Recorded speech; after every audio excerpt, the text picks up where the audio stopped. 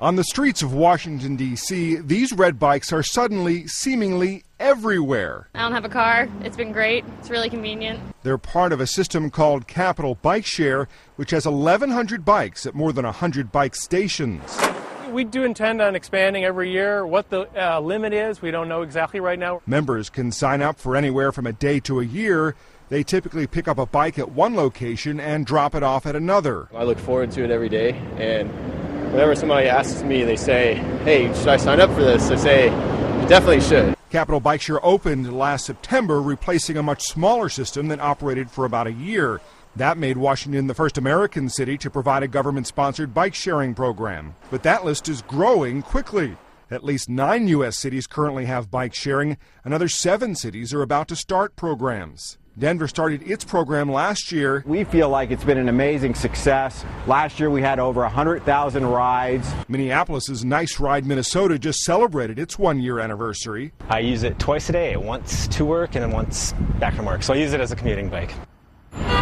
New York City is planning the largest system, 10,000 bikes at 600 stations. We get calls almost every day from cities around the country that want to do this. It's not as hard as it looks once you've got the political support and the funding. It costs Washington just over $6 million to start up Capital Bike Share, but the city didn't have to go it alone.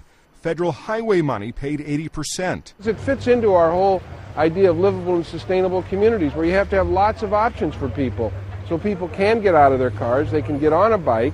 On a recent morning, Transportation Secretary Ray LaHood biked to work with DOT employees.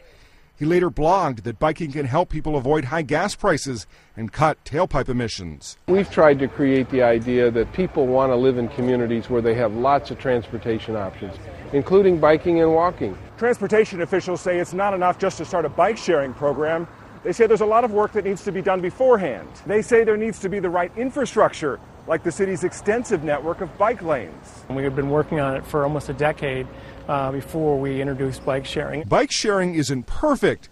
There are the challenges of bad weather and traffic, and Washington's Capital Bike Share is in some ways too popular. If you don't get a bike by 8 o'clock, if you're not up by 8 o'clock and out the door, you're not going to find a bike. D.C. officials say they're listening and expect to add between 30 and 50 new bike stations and hundreds of bikes this year.